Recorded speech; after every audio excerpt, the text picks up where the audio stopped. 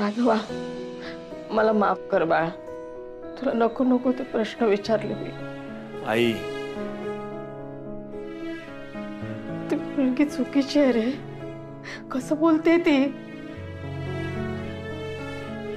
तुझंच बरोबर आहे राजा, आपण त्या पोरीला नाही ओळखू शकलो। अरे जनाची नाही तर निदान मनाची तरी लाज बाळगायला हवी तिला। आनंदीनं तिला आपलेपणानं घरी बोलावलं, तिला जीव घातलं, त्याचे असे पांग फेडले तिनं।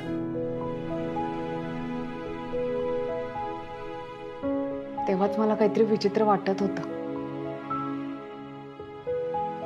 आपल्यापासून काहीतरी लपवती ना असं वाटत होतं मला। मी आई यांनाही सांगितलं होतं, पण असं काही करेल असं वाटलंच नव्हतं। मला आधी त्या चॅनलशी बोलू दे। कुठली कारवाई झालेली नाही, काही सिद्ध झाले नाही, ह्या लोकांनी सरळ सरळ माझ्यावर आरोप केलेच कसे काय? हॅलो हॅलो, हा मी ऍडव्होकेट राघव कर्णिक बोलतोय।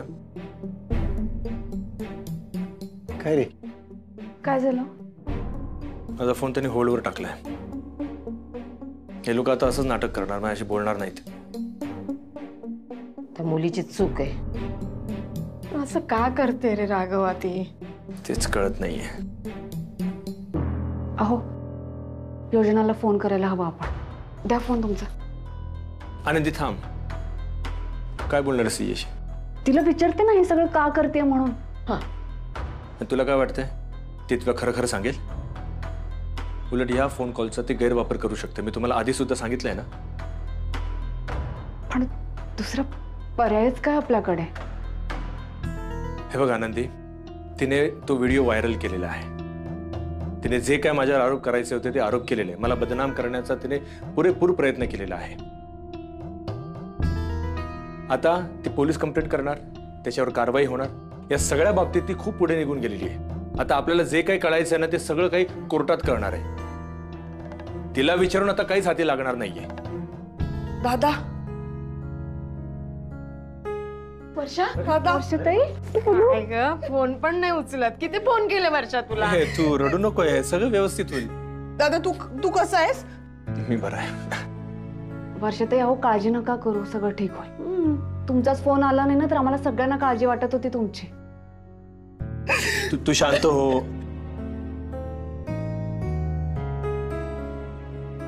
असं काय झालंय नंदू? ताई, मी तुझं काही एक ऐकणार नाही। आम्ही जातोय, चल ग। थांब नंदू, आता जर तुम्ही घराबाहेर पडलात तर परत घरात यायचं नाही।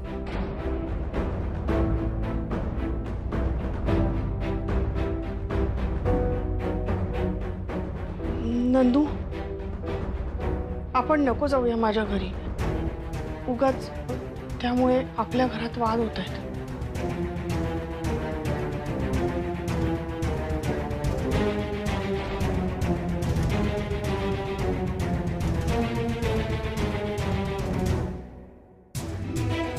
वर्षा, आपण तुझ्या घरी जातोय।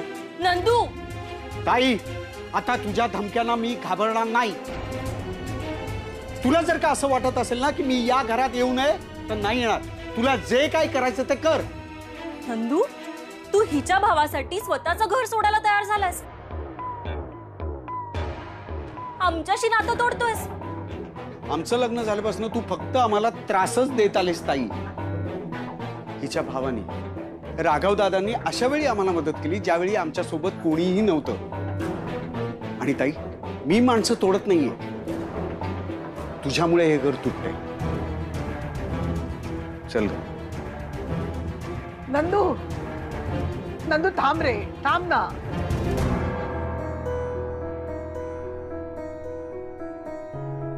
आई, मी तुला सोडून कुठेही जाणार नाहीये। मी जे काय बोललो ते ताईला बोललो। आम्ही आलोच, वर्षाच्या घरी जाऊन आलोच। हो, जा तिच्या घरी आणि तिला सोडून तू परत घरी ये। आई, या मुलीमुळे जर माझ्या मुलांमध्ये भांडणं होत असतील तर ही मुलगी माझ्या घरात नकोच आहे। जा, सोडून ये तिला।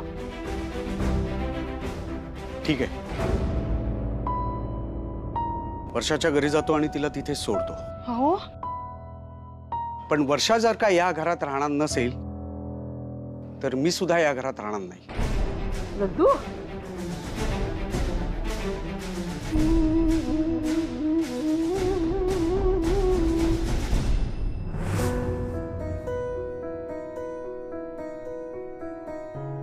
बाबा दादा आम्ही घर सोडून आलोय. का असं काय झालंय नंदू? माझ्या बाबतीत सध्या जे काही घडतंय त्याच्यामुळे मला माहिती आहे, पण हे बघा जे काही घडतंय ना ते कधी ना कधी मी सॉल्व्ह करेन, पण त्यामुळे तुम्ही तुमच्या घरात भांडण करून इथे आलेलं नको. असं नको. तुम्ही आता घरी जा. नाही दादा, तुमच्यावर जे काय आरोप केले गेलेत हे एवढं एकच कारण नाहीये. माझी ताई सतत कारण शोधत होती वर्षाला काही ना काही ऐकवण्यासाठी, तिच्याशी भांडण्यासाठी.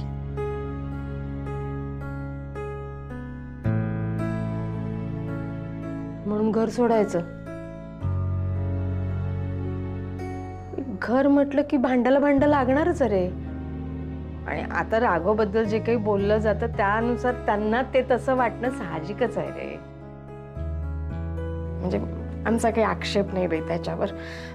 फक्त एवढीच इच्छा आहे बा की आमच्याशी बोलणं टाकू नका. अहो आई, असं कसं बोलणं टाकू आम्ही? कसं आहे ना की मी आणि वर्षाने माझ्या ताईला आणि आईला समजून घ्यायचा खूप प्रयत्न केला, पण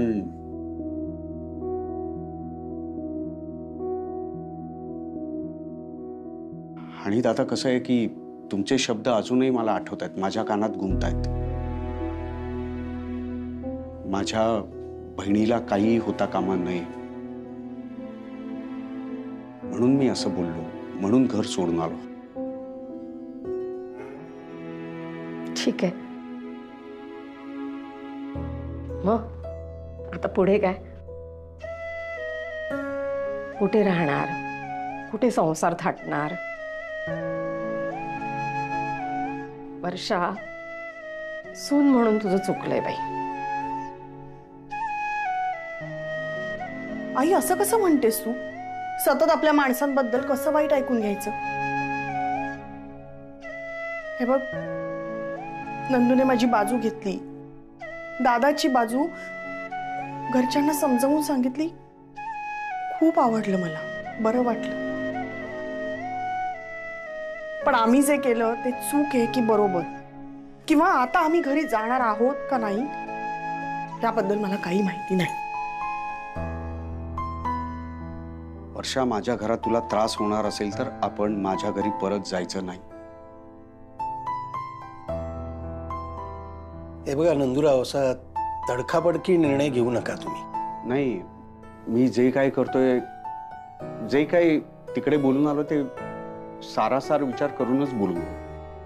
आणि आम्हाला दोघांना खात्री आहे की तुमचा आम्हाला सपोर्ट असेल.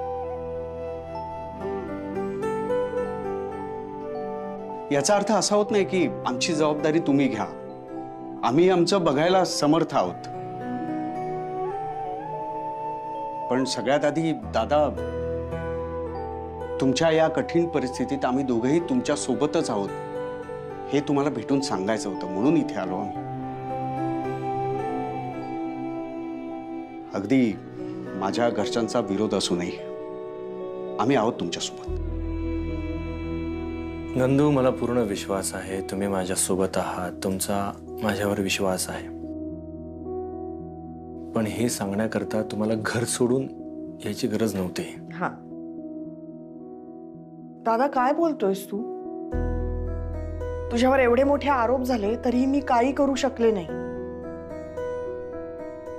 मला आठवतंय दादा, लहानपणी ना तुझ्या मित्राने तुझ्यावर रबर चोरलं असा आरोप केला होता. तेव्हा रात्रभर रडत होतास तू की माझा मित्र माझ्या बाबतीत असं कसं करू शकतो. आणि आज एवढा मोठा आरोप तुझ्यावर झाल्यावर मला कळत नाहीये तुझं काय होत असेल.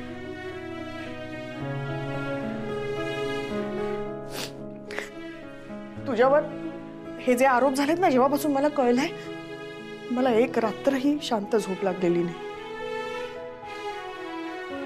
अरे तुला भेटता सुद्धा आलं नाही मला. मी काय करत होते तिकडे?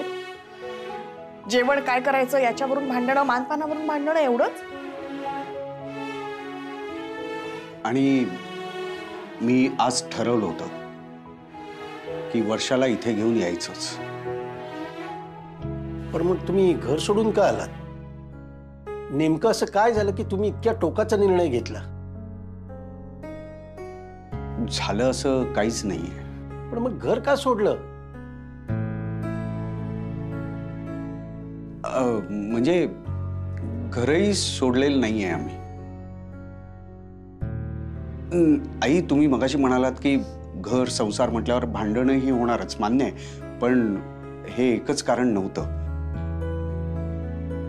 रोजची भांडणं आणि रोजचे राडे बघून ऐकून कंटाळा आला होता, म्हणून मी असं बोललो. ठीक आहे, छान संसार करताय तुम्ही, पण आता त्या घरामध्ये करणं कठीण होतंय, म्हणून तुम्ही आता हा निर्णय घेऊन आला तिथे. पुढे काय कसं काय बघू आता.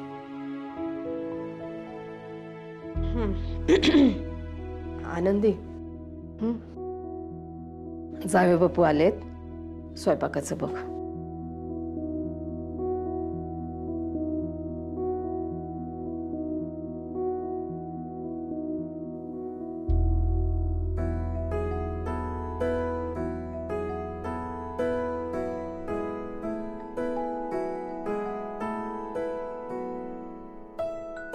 काही हवंय तुम्हाला?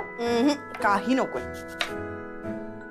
खिपाय म्हणजे वर्षात सोडा, काही करायचं नाही. तुम्ही का? माझ्या माहेरी मी काम नाही करू शकत का? नाही करू शकत. सासरून आलायच ना, माहेरी आल्यावर काही काम करायचं नाही. आमच्याकडून लाड करून घ्यायचे. आनंदी, आता मला कामं करता येतात सगळी, कंटाळा पण येत नाही. पण माझे खरंच किती छान. आनंदी, छान नाहीये हे. तिकडे कामं केली नाहीत ना तर खूप टोमणे मिळतात. हो, आणि तुला सांगू, आपल्यासारखं नाही. तिथे 4 वेळेला 4 पदार्थ करायला लागतात. आपण कसं सकाळ संध्याकाळ पोळ्या करतो, भाजी उरली तर कोशिंबीर करतो आणि त्याच्यातच ऍडजस्ट करतो की नाही कधीतरी. पण तिथे असं अजिबात चालत नाही. कंटाळा यायचा नुसता सगळं करून करून. दमायला व्हायचं गो मला दिवसभर.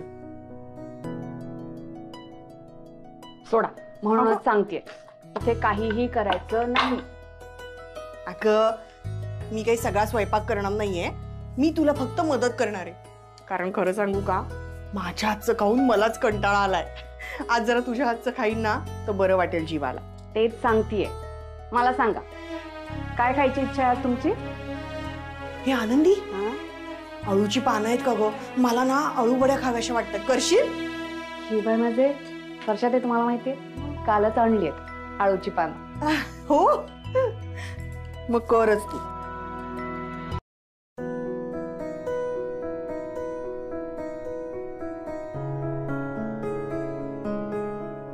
वर्षाताई, ह्या रसिकाताई आहेत का घरी? आहेत ना, त्यांनीच ताप दिलाय डोक्याला. नाही, तसं नाही म्हणायचंय मला. म्हणजे मावशी एकट्या नाही आहेत ना असं. नाही ग, खरं सांगू का, आई एकटी असते ना तर काहीच प्रॉब्लेम नव्हता. अगं, त्या बऱ्या वागायला लागल्या होत्या माझ्याशी.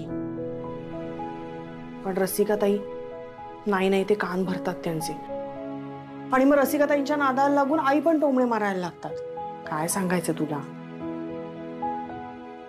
मला ना थोडी काळजीच वाटायला लागली आहे तुमची. नाही म्हणजे तुम्ही असं अचानक दोघं घर सोडून निघालात. नेमकं असं काय घडलं की तुम्हाला घर सोडावं? आनंदी, मला सांग, मी आणि नंदू घर सोडून आलोय, हे तुम्हाला सगळ्यांना आवडलं नाहीये? खेबाय माझे नाही, तसं नाही. आनंदी, अगं काय सांगू तुला, लग्न झाल्यापासून मला तिकडे सारखे टोमणे ऐकायला लागायचे की कसं माझं हे दुसरं लग्न आहे. आणि आधीच्या लग्नाची आठवण करून दिली जायची.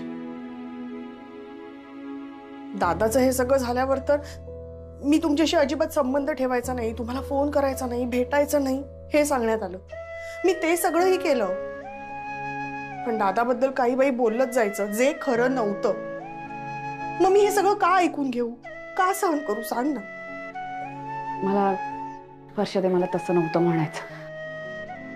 तुम्हाला माहितीये मी असं तुम्हाला कधीच म्हणणार नाही की तुम्ही अन्याय सहन करत बसा म्हणून. मला बस एवढंच वाटत होतं की ती माणसं पण तुमचीच आहे.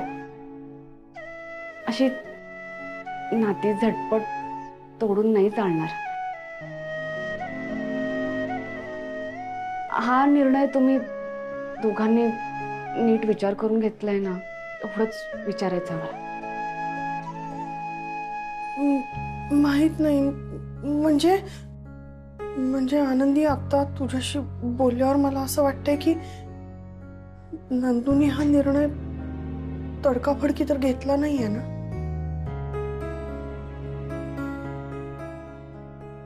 वर्षाताई, हे बघा, नंदू दादांनी ना व्यवस्थित विचार करून हा निर्णय घेतला असेल. त्यांनी तुमच्याबद्दलही विचार केला असेल आणि त्यांच्या आईबद्दलही. तुम्ही नका विचार करू बरं, आता होईल सगळं नीट. हा, आता मस्त आळूवडी करायला घेते. कुरडई खाणार? कुरडई चालेल, नंदूला पण आवडते. आणि लेकी बरोबर आईच्या जावयाचं कौतुक जर झालं नाही ना, लाड जर झाले नाहीत ना, तर आपल्या दोघींची काही खैर नाही. तू तळच कुरडया. खरं बसा.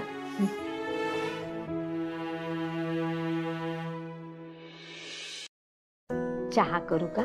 नाही, नको. गोडाचा शिरा. राघव आला? शिबाई, कंटाळा आलाय, पण टीव्ही पण बघावंसं नाही वाटत हल्ली. आई, तुला टीव्ही बघायचा आहे ना, मग बघ.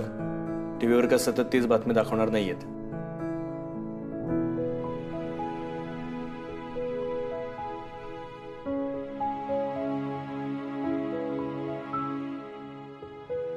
लावते, टीव्ही लावते.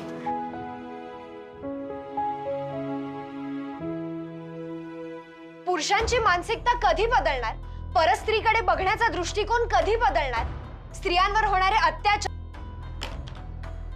काही बोलतात, काही वाटत सुद्धा नाही या पत्रकारांना.